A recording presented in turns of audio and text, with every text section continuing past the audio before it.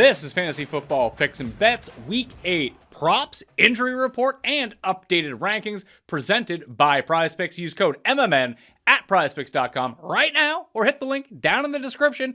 Get a deposit match of up to $100 on your first deposit. So deposit 100, get a free 100, play 100, turn it into 300, and boom, you're off to the races. The weekend picks have been fire the past 3 weeks, unlike the Monday night picks, which never seem to win. But we got a full smorgasbord of ones to go after right now. And if you want to get the PrizePicks tool, the daily fantasy optimizer, your own projections, runthesims.com/Mayo to do that right now and get 10% off. It's a bit of print fest so far, at least on weekends. Not so much on the Monday night game. That's more for DraftKings Showdown. Not so much for the props. Those ones are a bit tougher. But let's get to the picks for the week. Head on over to PrizePicks.com right now. Once again, code MMN to get that match deposit. And I am hitting receiving yards for running backs this week. No Mike Boone. And Latavius Murray doesn't catch against a Jacksonville pass rush, which is slightly above league average, and a beat-up Broncos offensive line. So this is bright and early in the Sunday morning London game. We're going to go more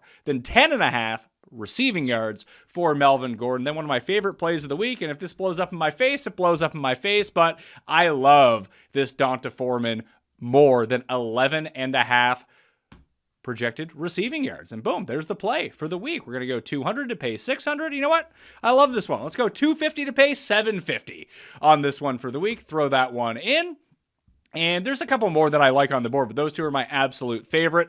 Shout out to John Kelly. Once again, if you want to get in on some MMA stuff here, Christian Rodriguez, less than 10-minute fight time. Philip Haas, the Laugh Factory, 12.5 fight time, less than. And then Justin Jacoby, less than 92.5 fantasy score on PrizePicks. I don't know who any of these people are, but I'm just blindly tailing John Kelly on this one. And I played this one a little bit earlier. Now, these odds have changed. I got in on this. This is why having the runthesims.com PrizePicks tool is so huge. Daniel Jones, I got in at less than 210.5 passing yards.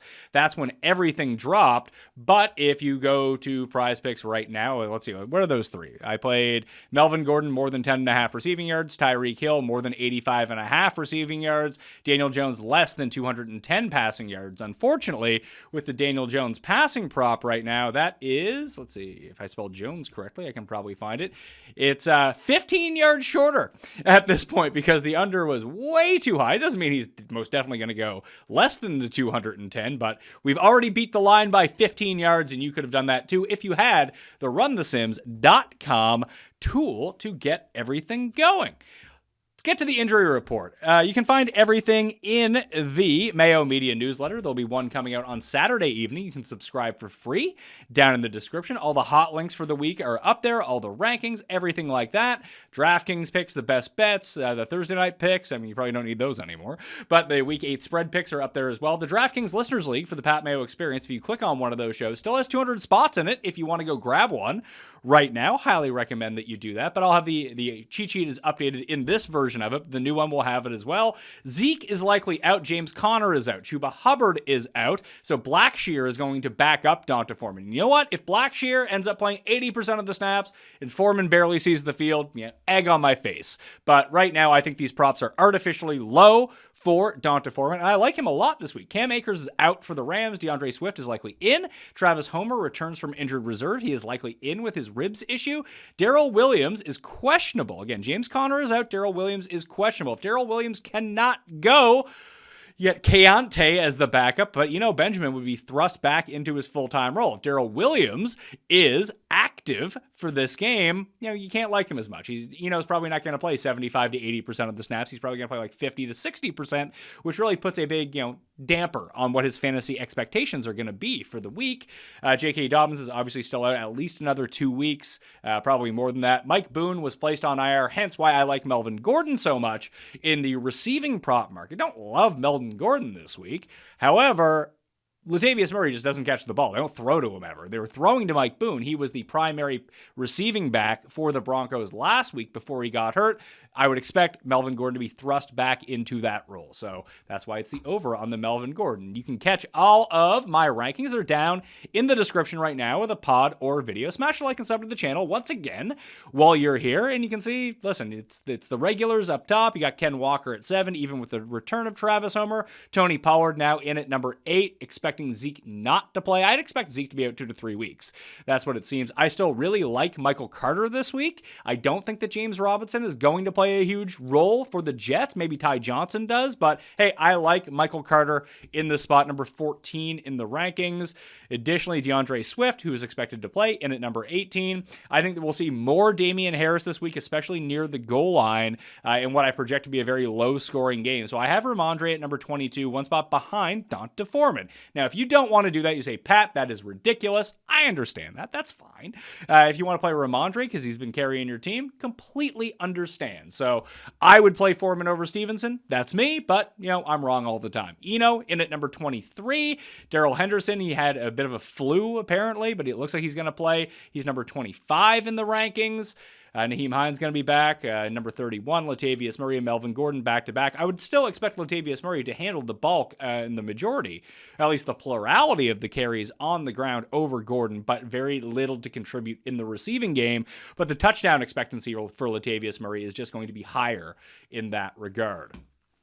Wide receiver rankings and injuries for the week. You got Amon-Ra St. Brown, who's likely to play. That's not a certainty as of yet. Elijah Moore is going to be in with Corey Davis out. I also like Braxton Berrios in that game in terms of a DraftKings play at $3,700. Van Jefferson is back for the Rams, first time all year. Debo out for the 49ers. Jamar Chase could go on injured reserve. He might avoid it, but 4 to 6 weeks is what we're looking for, so he is out for Monday Night Football. Michael Thomas and Jarvis Landry, both out as well. Marquez Callaway is the one most expected to benefit from that role, him or Traquan, if it ends up becoming a shootout, which many expect against the Raiders. What we are looking for here is another $3,700 receiver in Marquez Callaway. I prefer Braxton Berrios for the safety, but obviously Callaway, a deep threat, is probably the one that you'd want to take a huge shot on, but the floor is non-existent for him. Dotson out for the Commanders against the Colts. Allen Lazard out in Sunday Night Football against the Bills. Corey Davis out for the Jets. Kenny Golladay out for the Giants. DK Metcalf and Tyler Lockett are both questionable for this Seattle game. You'd get D. Eskridge and Marquise Goodwin filling in for them if that was the case. I don't think that either is going to play, at least as it stands right now, but crazier things have happened. I wouldn't expect them to be at full go, even if they are in, so tread carefully with that. Nico Collins is questionable for this game with a groin injury. I do not expect him to play. Christian Watson, who knows what's up with him, but since Allen Lazard is out, we might get the preemptive return of Christian Watson in Sunday Night Football against the Bills for the Packers.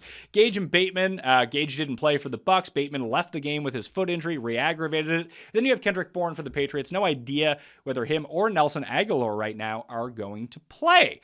So that's the kind of fallout from the wide receiver position. Obviously, I had to bump up Brandon Ayuk a little bit in the rankings, but not a ton, because now he's going to face a more difficult coverage assignment. Juwan Jennings, I think, actually becomes pretty reasonable in this spot. I want to see what his prize picks are. Actually, I didn't even really think about Juwan Jennings. Let's see here. Now with Debo out, they're not even offering any Juwan Jennings props. Maybe the overall props on like DraftKings Sportsbook is something that you want to target this week for Juwan Jennings. If anything, I think it's just great news for Christian McCaffrey, both in the receiving and rushing game. As long as he's acclimated with the playbook, he should have a huge week here against the Rams. Quarterbacks and tight ends, starting with tight ends. Daniel Bellinger is out for the Giants. I mean, he needs like eye surgery. David Njoku is supposed to be out like 2 to 5 weeks. Harrison Bryant filling in for him for the Browns Monday Night Football against the Bengals.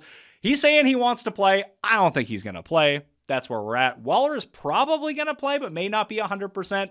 Logan Thomas, no idea whether or not he's going to return for the Cheat Commandos. And then Adam Troutman, Not quite sure yet whether or not he's going to play against the Raiders. If Juwan Johnson is in taking his spot, just expect him to be running a lot of routes in that contest. Tanner Hudson will be filling in for Daniel Bellinger, at least the majority of the snaps. They still might run like a three-headed monster at tight end this week. At quarterback, Tannehill, he's still iffy. He's likely to play, but keep an eye out on Malik Willis, depending on whether or not he ends up going in the game or not. Wouldn't play Tannehill. Would I play Willis? Maybe? Probably not, though.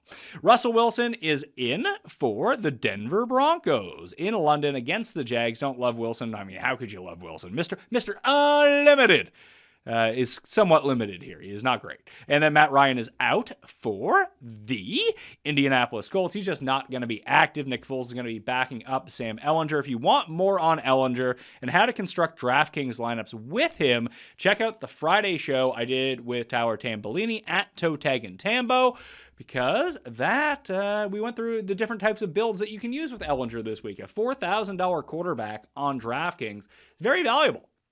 Can you make it work with him if you jam in all the studs? Yes. Do you want to do that? Maybe. I know Tambo's doing it. I'm still a bit iffy. I have one Ehlinger lineup floating out there in a bit of higher stakes, but it's not my primary lineup for the week. You can check out that entire conversation as we go through different builds and everything that's going to happen. I'm going to update the rankings again should anything change before the London game, then after inactives. Sub to the newsletter, get this sent straight to you. All the cheat sheets, everything will be in it then. And if you want to get on PrizePicks.com, first-time depositors get a $100 match if you put in $100 with code MMN. The link is down in the description. Go do that right now. This was the quick hits for the weekend. Now you are updated. So smash the like, share it around, and please sub to Mayo Media Network. I'm Pat Mayo. I'll see you next time.